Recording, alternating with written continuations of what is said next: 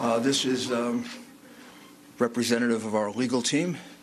We're representing President Trump, and we're representing the Trump campaign. When I finish, Sidney Powell and then Jenna Ellis will follow me, and we will present in brief the evidence that we've collected over the last, I guess it is 2 weeks. Also, Joseph DeGenever, Victoria Tenzing are here with me. There are a lot more lawyers working on this, but we're the senior lawyers, and Boris Epstein. So, I guess the best way to describe this is when we began our representation of the president, we certainly were confronted with a very anomalous set of results. The president way ahead on election night, 700,000 or 800,000 in Pennsylvania. Somehow he lost Pennsylvania. We have statisticians willing to testify that that's almost statistically impossible to have happened in the period of time that it happened. But of course, that's just speculation. As we started investigating, both our investigations and the very patriotic and brave American citizens that have come forward are extraordinary. Extraordinary number of people, extraordinary number of witnesses. And what emerged very quickly is there's not a singular voter fraud in one state. This pattern repeats itself in a number of states, almost exactly the same pattern, which to any experienced investigator, prosecutor, would suggest that there was a plan from a centralized place to execute these various acts of voter fraud, specifically focused on big cities, and specifically focused on, as you would imagine, big cities controlled by Democrats, and particularly focused on big cities that have a long history of corruption. The number of voter fraud cases in Philadelphia could fill a library. Just a few weeks ago, there was a conviction for voter fraud, and one 2 weeks before that. And I've often said, I guess sarcastically, but it's true, the only surprise I would have found in this is if Philadelphia hadn't cheated in this election, because for the last 60 years, they've cheated in just about every single election. You could say the same thing about Detroit. Each one of these cities are cities that are controlled by Democrats, which means they can get away with anything they want to do. It means they have a certain degree of control over, certainly control the election board completely, and they control law enforcement, and unfortunately, they have some friendly judges that will issue ridiculously irrational opinions just to come out in their favor. So let's start with the specifics. Pennsylvania. In Pennsylvania, the margin of victory now for Biden, which is not a victory, it's a fraud, is 69,140 votes. The reality is that we are now at a count of 682,770 ballots, for which we have affidavits that there was no inspection of that ballot at the time that it was entered in the vote. It was a mail ballot. Mail ballots are particularly prone to fraud. We were warned about that by Jimmy Carter, President Jimmy Carter, and Secretary Baker in a report about a dozen years ago, in which they said that mail balloting is particularly susceptible of fraud, that we should very carefully consider ever doing it, and that it can be taken advantage of. Justice Souter warned us of the same thing in a comment in an election law case. And even the New York Times wrote articles about how dangerous mail-in voting was. And this is the first time we ever did it en masse, and I think we proved that all three are prophets. It's not only susceptible to fraud, it is easily susceptible to fraud, particularly if you have a plan or scheme which sounds eerily similar to what Joe Biden told us a few days before the election, that he had the best voter fraud team in the world. Well, they were good. I don't know that they were that good because they made significant mistakes, like all crooks do, and we caught them. One of them was pushing out Republican inspectors. Every state, almost every civilized country, even Tanzania and places you wouldn't think of, have rules about inspectors, particularly for mail-in ballots. And why particularly for mail-in ballots? Because they can more easily be defrauded, and you can't check on it. People who have never done a mail-in ballot, I'm going to show you why it's so easy. Well, you fill out an envelope like this. You put your, usually in New York, it would be your assembly district and the precinct in which you're voting. You fill out your name and your address, and you sign it. You then use an inner envelope, and you put the ballot inside the inner envelope. You seal it all, and you send it in. When it's being counted, almost invariably in the United States, up until the mass cheating that went on in this election, a Republican and a Democrat inspector, as well as others, if there are other parties, is allowed to watch the unsealing of this ballot. Used to go on all over America when we conducted honest elections. Because the only time you can ever find out if it's a fraudulent ballot is when it is looked at. The minute you approve this, it's thrown away, gone for eternity. The only thing left is the vote. That could have been Mickey Mouse. That could have been a dead person. That could have been not filled out properly. That could have been the same person 30 times. That could have been, and all these things have happened, by the way. That could have been nothing filled out. We never know. So, for example, the recount being done in Georgia will tell us nothing, because these fraudulent ballots will just be counted again because they wouldn't supply the signatures to match the ballots. So it means nothing to have counted these ballots because, for example, in Pennsylvania, where we have probably our most precise evidence, 682,770 of these ballots were cast, put in, and they weren't inspected, which renders them ballots that are null and void, cannot be counted, have to be removed from the vote. Why? For several reasons, not the least of which is that was basically only one of two places in the state where it was done. So in the other parts of the state, there was a legitimate inspection of the ballots. So if you have two different standards in different parts of the state, one favoring one part of the state, the other disfavoring the other part of the state, that's a classic violation of the Equal Protection Clause of the United States Constitution. Bush v. Gore being the most recent case that teaches that. That's not the only fraud that went on in Pennsylvania. All of the other frauds carried out in the other states by the Democrat bosses happened there as well. For example, if you made a mistake in that ballot and you lived in Philadelphia or in Pittsburgh, you were allowed to fix the mistake. But if you lived in what would be considered more Republican or Trump parts of the state, you were given no such right. One of our plaintiffs, Mr. Henry, cast an absentee ballot, and he failed to put it in the secure envelope inside. He just put it in open, naked. That ballot was cast aside because it was invalid, because that breaks the privacy of the vote. In Pittsburgh and in Philadelphia, if they noticed that there wasn't an inner envelope, they'd contact the voter and allow him to vote again. Or if he didn't fill it out completely, or if he made a mistake and didn't sign his full name, he was allowed to cure it. There is no such provision under the law of Pennsylvania.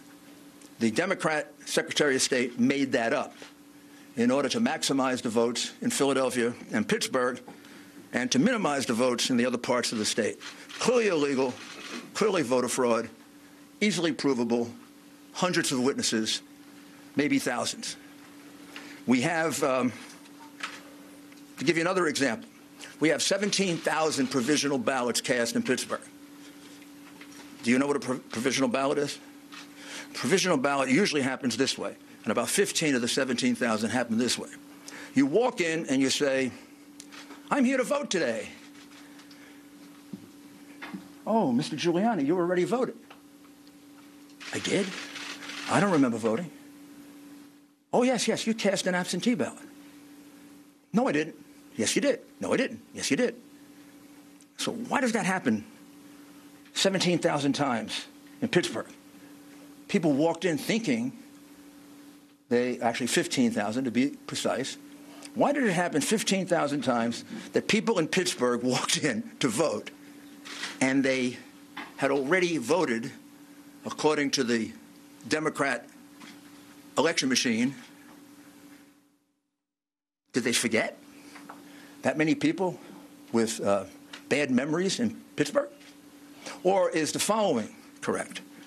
That as witnesses will testify, they were instructed by the Democrat bosses when they had a ballot in which there was no one registered, just assign it to somebody.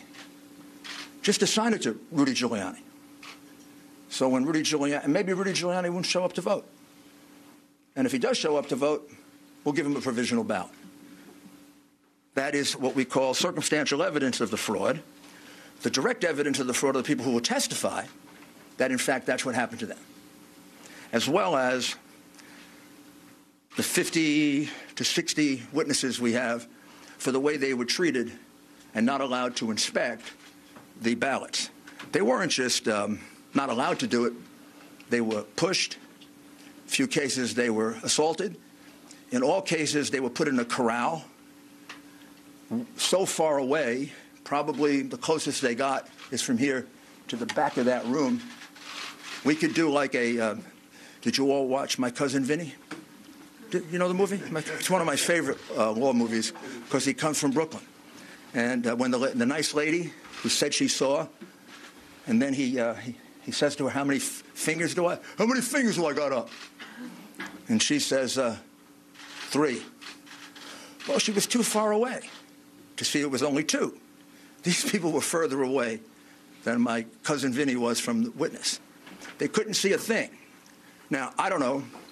You're going to tell me that 60 people are lying? They didn't just tell me this. They swore under penalty of perjury, which is something no Democrat's ever done. You don't even ask Biden about this. You don't put him under penalty of perjury. He doesn't even get asked questions about it.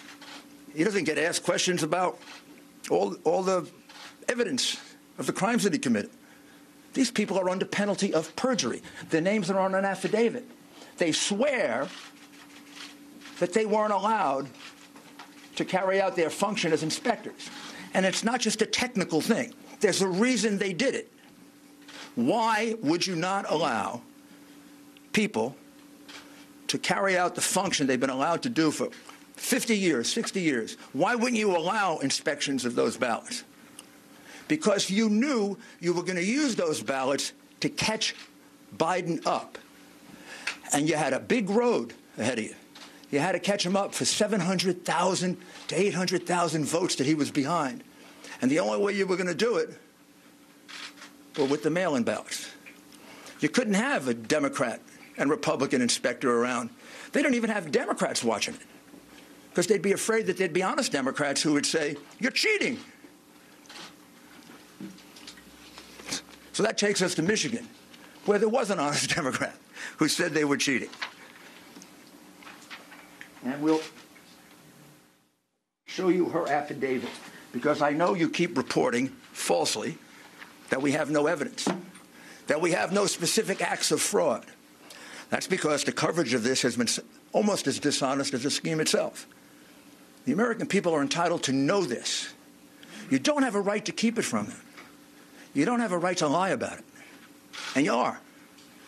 I mean, you don't report to them that a citizen of this country, a very fine woman, who is willing to allow me to give you her name. And I can't give you all these affidavits, because if I do, these people will be harassed, they'll be threatened, They may lose their job. They will lose their friends. We've lost lawyers in this case because they've been threatened. We've had lawyers that need protection. What's going on in this country is horrible, and the censorship that you're imposing is making it worse. But Jessie Jacob is an adult citizen and a resident of the state of Michigan. She's been an employee of the city of Detroit for decades. I know her age, but she can tell you her age. She was assigned to voting duties in September, and she was trained by the city of Detroit and the state of Michigan. She was basically trained to cheat. She said that I was instructed by my supervisor to adjust the mailing date of these absentee ballot packages to be dated earlier than when they were actually sent in. The supervisor made that announcement for all workers to engage in that fraudulent practice. That's not me saying that. That's just American citizens saying that under oath. I don't know. Maybe you could say she's lying, but you can't say there's no evidence. This is what we call evidence. This is direct evidence. And that's circumstantial. I tried many, many cases, as did all my colleagues here. You put a witness on a witness stand, the witness is testifying to their own knowledge. This witness goes on the witness stand and she will say, I was told to adjust the date on the absentee ballots. I witnessed election workers and employees going over to the voting booths with voters in order to watch them vote and coach them for whom to vote. Completely illegal. She will testify to that. I don't know. Biden's people can cross-examine her, but you can't just throw it away. Gee, there's no evidence. Next time you say that, you'll be lying. Because there is evidence. This, oh, by the way, this is public. You can all get it. It's attached to the complaint in Costantino versus the city of Detroit. Then she was instructed by my supervisor not to ask for a driver's license or any photo ID when a person was trying to vote. Don't ask for identification. Why would you not ask for identification? Because you knew that a lot of people not entitled to vote were going to come in and early vote. Because you knew that illegal immigrants were going to be allowed to vote. You knew, if you lived in Philadelphia, unless you're stunad, that's an Italian expression for stupid, unless you're stupid, you knew that a lot of people were coming over from Camden to vote. They do every year. Happens all the time in Philly. It's about as frequent as getting beaten up at a Philadelphia Eagle football game. Happens all the time. All the time. And it's allowed to happen because it is a Democrat, corrupt city. And has been for years. Many, many years. And they carried it out in places they could get away with it. They didn't carry it out in neutral places. They didn't carry it out in Republican places. They didn't carry it out where the law is respected. They carry it out in a corrupt city where the district attorney releases criminals en masse, which is why it has so much crime. She also said, I observed a large number of people who came to the satellite location to vote in person, but they had already applied for and submitted an absentee ballot. So she observed a lot of people voting twice. Again, this is Jessie Jacob, not me. I was instructed not to invalidate any ballots and not to look for any deficiency in the ballots. Why would you do that? Because you're cheating. On purpose cheating. Intentionally cheating. You're cheating as an institution. This is an instruction from the election commissioner or the employer to the worker. Don't look for any deficiencies in the ballots. I was instructed not to look at any of the signatures of the absentee ballots. If she was instructed to not to look for any of the signatures on the absentee ballots, why the heck do you sign it in the first place? In order to identify it. She was instructed not to do that because many of the absentee ballots were fraudulent, and they knew that, and they didn't want to have a count of that.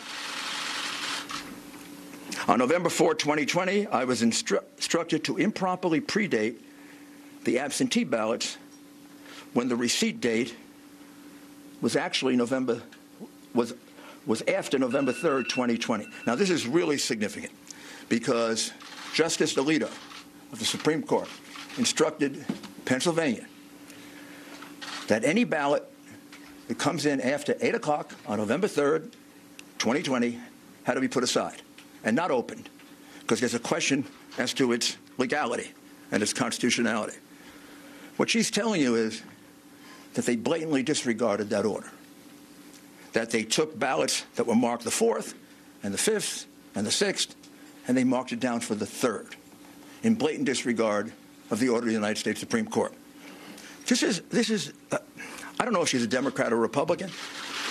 I assume if she's working for the city of Detroit that she's a Democrat. I assume, but I may be wrong. She's a citizen. I've never met her, never coached her. And I'd like you to note that it's signed under penalties of perjury. We have 100 more of these. I can't show them to you because those people don't want to be harassed. They don't want to have their lives torn apart by the goons on the other side. We don't do that to them. They've done that to a lot of our people. They've done it for 4 years. And it's outrageous that it's tolerated, and it's tolerated because you condone it in the press, and you don't cover it, and you don't condemn it. And it shouldn't happen to a Republican or a Democrat. A lawyer shouldn't have to withdraw from a case because he's representing the President of the United States. There are many more affidavits here. I'd like to read them all to you, but I don't have the time. You should have had the time and energy to go look for them. That's your job. Like it's my job to defend the President and to represent the President. It's your job to read these things and not falsely report that there's no evidence. Do you know how many affidavits we have in the Michigan case? 220 affidavits. They're not all public, but 8 of them are. 4 affiants here, those are people who give affidavits, report an incident that under any other circumstances would have been on the front page of all your newspapers if it didn't involve the hatred that you have, irrational, pathological hatred that you have for the President. What they swear to is that at 4:30 in the morning, a truck pulled up to the Detroit Center where they were counting ballots. The people thought it was food, so they all ran to the truck. It wasn't food. It was thousands and thousands of ballots. And the ballots were in garbage cans. They were in paper bags. They were in cardboard boxes. And they were taken into the center. They were put on a number of tables. At that time, they thought all the Republican inspectors had left. All but 2 had. And an employee of Dominion, who we will address a little bit later, Dominion. And here's what they jointly swear to, that every ballot that they could see, everything they could hear, these were ballots for Biden. When they saw a ballot, these were ballots only for Biden, meaning there was no down ticket, just Biden. Many of them didn't have anything on the outer envelope because these ballots were produced very quickly, very swiftly, and they're estimated to be a minimum of 60,000, maximum of 100,000. Many of them were triple counted, which means they were put into the counting machine this way. Once, twice, 3 times. I didn't see that. I don't know that, but for the fact that 3 American citizens are willing to swear to it. And we're not going to let them go to court and do that? We're going to let this election go by when there are, in this case, 60 witnesses that can prove what I'm saying to you and other acts of fraud in Michigan? I mean, what's happened to this country if we're going to let that happen? What happened to this country if we're going to cover that up? We let Al Gore carry on an election dispute longer than this one has been going on for one state and for Chad's. This happened in Pennsylvania. It happened in Michigan. Michigan probably right now, if I count up the affidavits, just one case alone, Trump v. Benson, a case that we dismissed today because that case was attempting to get the Wayne County Board of Supervisors to decertify. Well, they did. They decertified. That case has 100 affidavits. And the 100 affidavits show essentially what I've talked to you about. Counting ballots improperly, counting them 3 and 4 times, having people vote 3 and 4 times, changing and backdating ballots to the point of at least 300,000 illegitimate ballots that we can specifically identify. The margin in Michigan was 146,121, and these ballots were all cast basically in Detroit that Biden won 80-20. So you see a change as a result of the election in Michigan if you take out Wayne County. So it's a very significant case. That is being raised in the case of Costantino versus the city of Detroit. Not by us, but by an individual plaintiff. We are helping and assisting in that case, however. And you can find all the affidavits that you want filed in that case. And you can find out they're not just allegations, they're allegations supported by sworn testimony, which is a lot better than Joe Biden has ever done on anything. He doesn't answer questions, much less give you sworn affidavits. Wisconsin had a very small margin, 20,544 last time I looked. In Wisconsin, without going into great detail, very similar plan.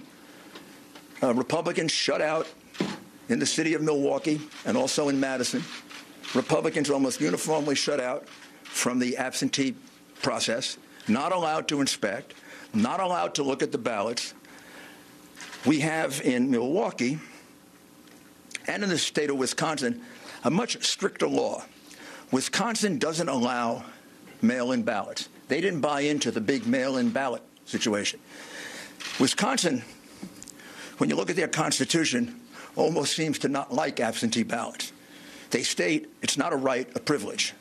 And they have very, very strict procedures. And the strict procedure says that you can't be given an absentee ballot. You have to personally apply for it. It's illegal, basically, to solicit a vote. And they have actually many reasons for it. It probably goes back to their progressive days. When I say progressive, I mean late 19th century, early 20th century progressive, when that really meant progressive, not retrogressive. So there are 60,000 ballots in Milwaukee County and 40,000 ballots in Madison that, as far as we can tell, and this is why we're auditing, because we have very good information, the numbers are going to come out about here, that don't have applications.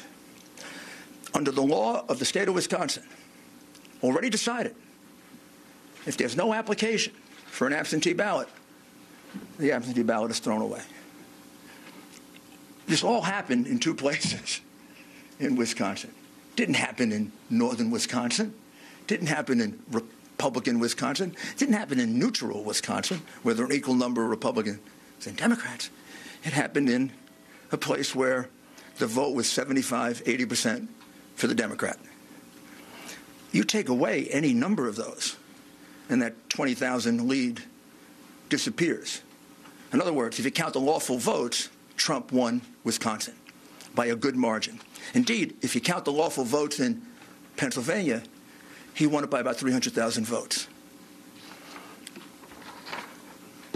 Also, in the lawsuit filed in Wisconsin, which is really a petition because of their procedures, there were no inspectors provided for the count of the illegal ballots. There were numerous backdated ballots. We're just counting them now, run over into the thousands. And there were many precincts in which there was an overvote. Now, let me explain to you what an overvote is. which is something you should have explained to the American people, because it's about the clearest circumstantial evidence of massive fraud that you can have. An overvote is if 200% of the people who are registered in a district vote. Think about that. 200% of the registered voters in a district vote. What does that mean? That means somebody voted twice. That means somebody who's not entitled to vote voted, an illegal, a person from another city or state, a person who's not registered. But what it means is that those are illegitimate votes. You don't have an overvote of 200% or 300%. You don't have an overvote of 100%. Most precincts don't have 100% turnout. In fact, classically, it's considered to be an overvote if you go over 80%. Well, in Michigan and Wisconsin, we have overvotes in numerous precincts of 150%, 200%, and 300%.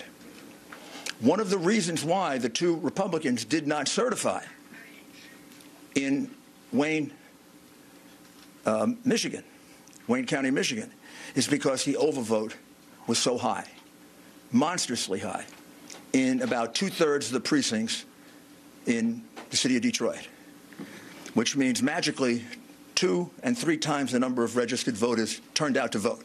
In fact, we have precincts in which 2 times the number of people who live there, including children, voted. That's absurd. The frustration of this is, what I'm describing to you is a massive fraud. It isn't a little teeny one. It isn't, 100 votes switched here or there. Georgia. We're about to file a major lawsuit in Georgia. That'll be filed probably tomorrow. I don't need to go through it. Virtually the same things I've told you before. In the city of Atlanta, Republicans were not allowed to watch the absentee mail-in ballot process. Inspections completely cast aside. And we have numerous double voters. We have numerous out-of-state voters. And we have specific evidence of intimidation and changes of vote. That'll all be in the lawsuit that comes out tomorrow. Arizona is a state that we're looking at very, very carefully. I would say we're probably going to bring a lawsuit in Arizona. More than probably. I think we are going to bring a lawsuit in Arizona. We're still collecting that evidence. And the state that we're looking at that would surprise you is we have very, very significant amount of fraud allegations in the state of New Mexico,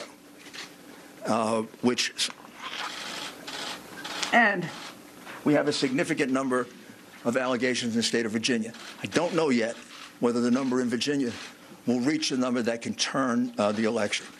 In the states that we have indicated in red, Georgia, Pennsylvania, Michigan, Wisconsin, Nevada, and Arizona, we more than double the number of votes needed to overturn the election in terms of provable illegal ballots. All you got to do to find out if I'm misleading you at all is to look at the lawsuits. Look what's alleged. Look at the affidavits. Maybe we can supply more affidavits. In order to do it, I have to get permission from the people. But in the materials I have here, there are at least 10 that come from citizens.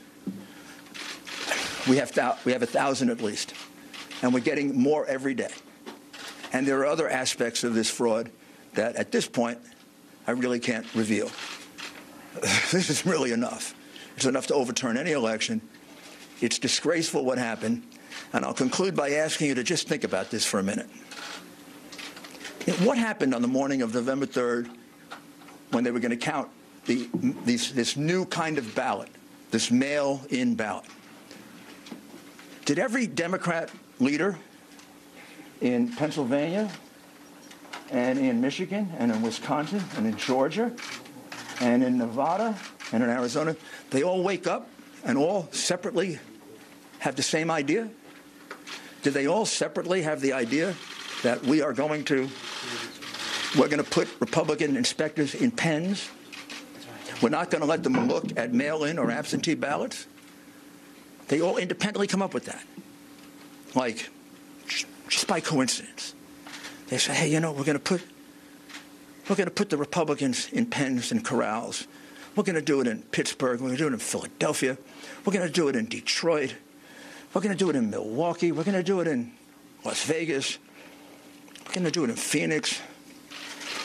What did I miss? Oh, we're going to do it in Atlanta. Or isn't the logical conclusion that I think any jury would accept after they heard this evidence that somebody had this plan?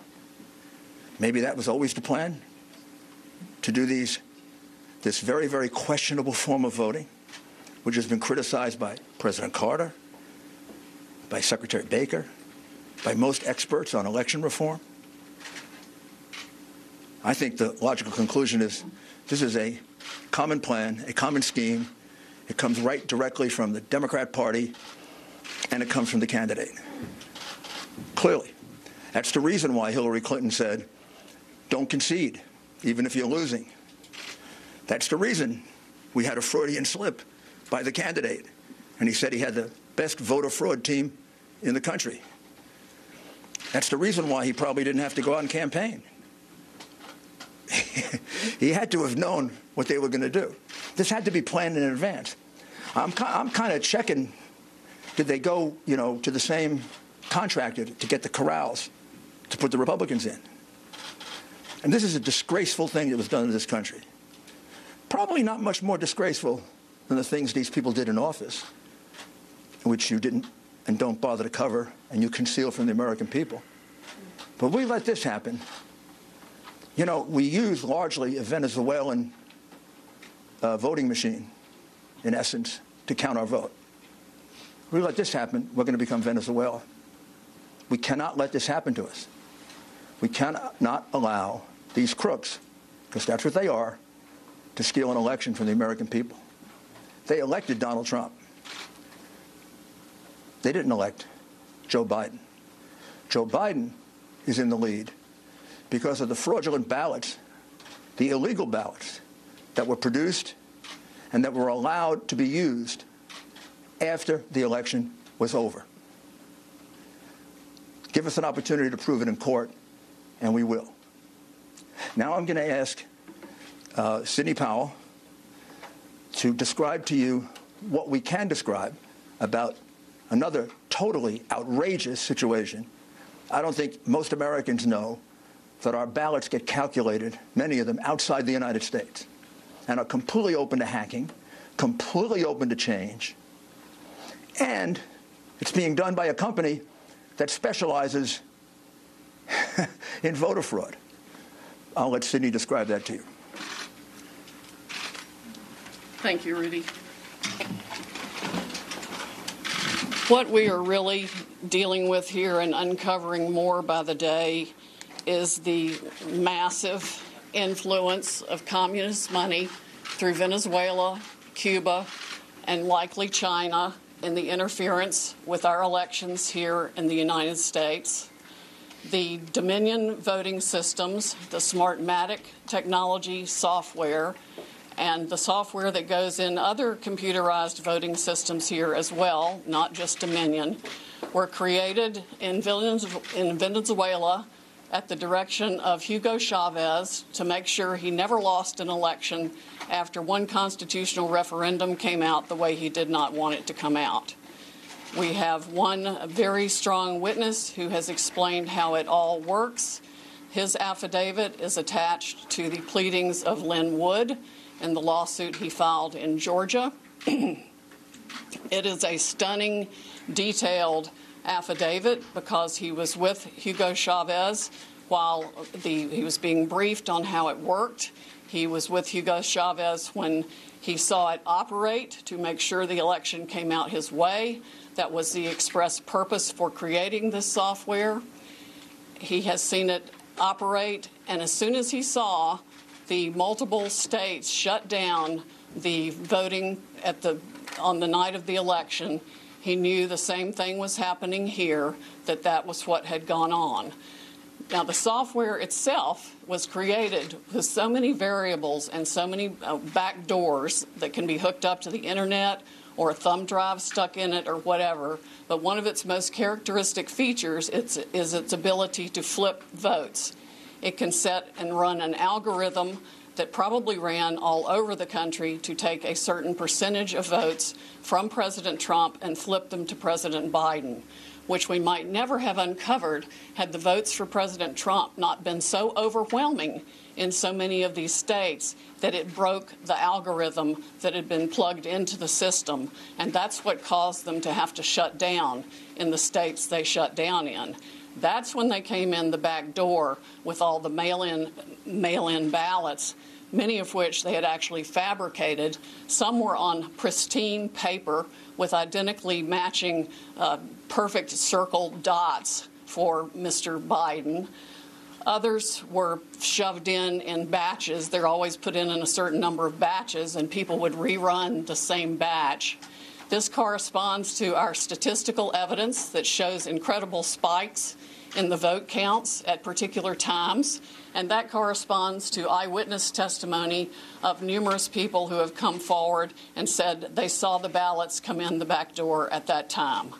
Notably, the Dominion executives are nowhere to be found now. They are moving their offices overnight to different places. Their office in Toronto was shared with one of the Soros entities. One of the leaders of the Dominion project overall is Lord Malloch Brown, Mr. Soros' number 2 person in the UK, and part of his organization. There are ties of the Dominion leadership to the Clinton Foundation and to other known politicians in this country. Just to give you a brief description of how this worked, I'm going to quote from a letter that was written, and I will read that to make sure I get the quotes right. This person was objecting to the United States acquisition of Sequoia voting systems by Smartmatic, a foreign-owned company. I believe this transaction raises exactly the sort of foreign ownership issues that CFIUS is best positioned to examine for national security purposes. It's undisputed that Smartmatic is foreign-owned and it has acquired Sequoia. They keep changing the names as they go along. Different times when a problem comes up, they just create another corporation and call it a different name. But it was a voting machine company doing business in the United States. Sequoia voting machines were used to record over 125 million votes during the 2004 presidential election in the United States.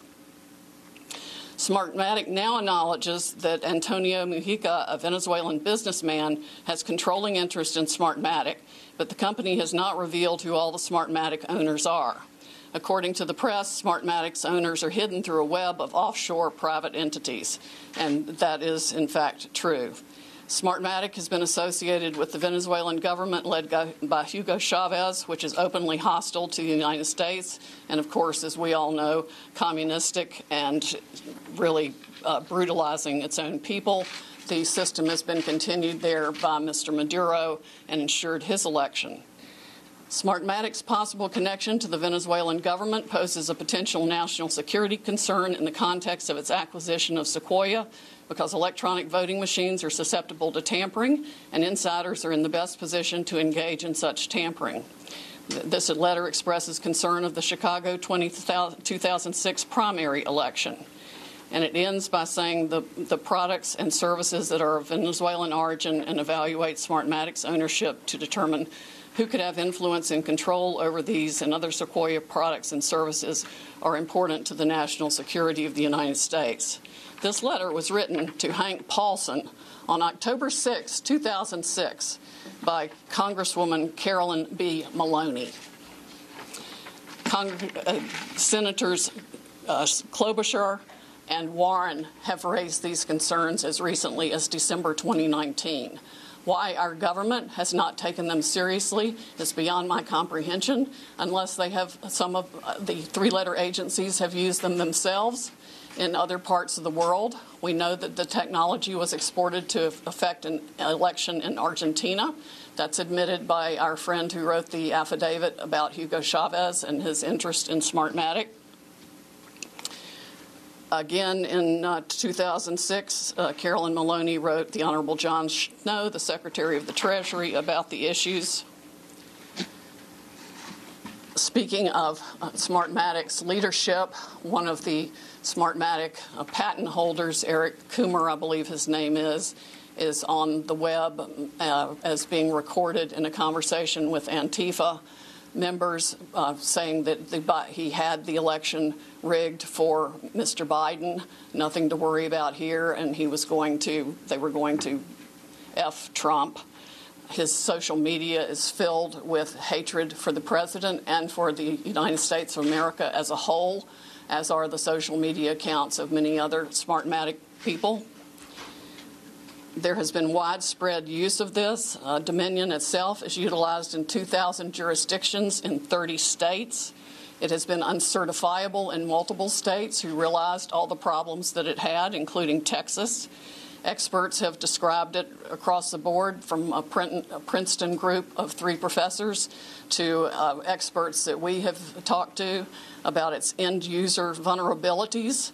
People can admittedly go in and change whatever they want. They can set the ratio of votes from one thing to another. They can say that a Biden vote counts as 1.25 and a Trump vote counts as 0.75. And those may be the numbers that were actually used here. It's not just the swing states that were affected. The algorithm was likely run across the country to affect the entire election. Like I said, we only discovered it this year because of the overwhelming number of votes for President Trump in the swing states that caused the machines to have to shut down for them to backfill for adding votes. We have evidence of different numbers of votes being injected into the system, the same identical, unique 6-digit number multiple times in at least 2 states that we've analyzed so far, and I'm talking about like 341,542 votes for Biden and 100,012 for Trump. There's no explanation, no logical explanation for the same numbers being injected 20 minutes apart into the machine. The software manual itself, you can download it from the internet, and I would encourage you all to read it because it specifically advertises some of these things as features of the system.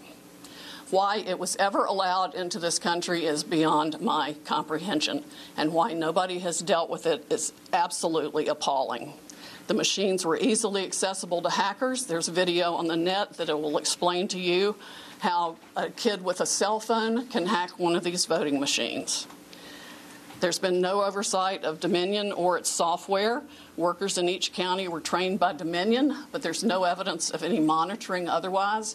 We have testimony of different workers admitting that they were trained how to dispose of Trump votes and add to Biden votes. The software has a feature pursuant to which you can drag and drop any number of batches of votes to the candidate of your choice or simply throw them away. So we have mathematical evidence in a number of states of massive quantities of Trump votes being trashed. Just simply put it in the trash like you would on your computer with any file, and Biden votes being injected. That's addition to the flipping. I mean, it really happens in 2 ways. There's an algorithm that runs that automatically flips all the votes, and then each operator has the ability to go in, override settings. They can ignore a signature. They can ignore the top line of the ballot. They can go down ballot and select who they want to change the results for. The gentleman who founded Smartmatic, there's video of him on the internet explaining that, yes, on at least one occasion, he admits they changed 1 million votes with no problem. Many of the jurisdictions that have had this problem might not have known of the issues, but many did.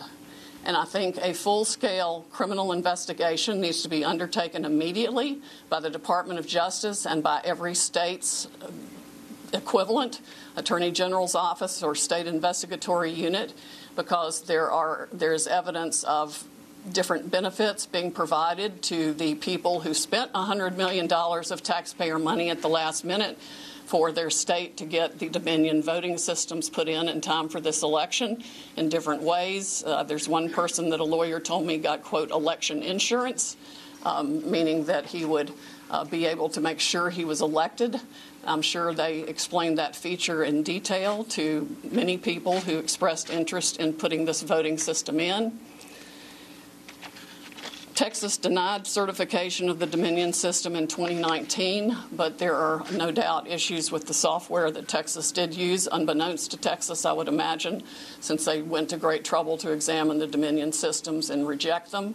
But other software, the source code that does the alterations is embedded, we have been told, in the source code all across the country and all the voting machines. There's no doubt it has been used to alter elections in other countries. We know specifically that Venezuela exported it for that purpose to Argentina and other Latin American companies to make sure that the corrupt rulers who were willing to pay the highest price for being in office were allowed to rig their elections. This is stunning, heartbreaking, infuriating, and the most unpatriotic acts I can even imagine for people in this country to have participated in any way, shape, or form. And I want the American public to know right now that we will not be intimidated. American patriots are fed up with the corruption from the local level to the highest level of our government, and we are going to take this country back. We are not going to be intimidated. We are not going to back down. We are going to clean this mess up now. President Trump won by a landslide. We are going to prove it, and we are going to reclaim the United States of America for the people who vote for freedom.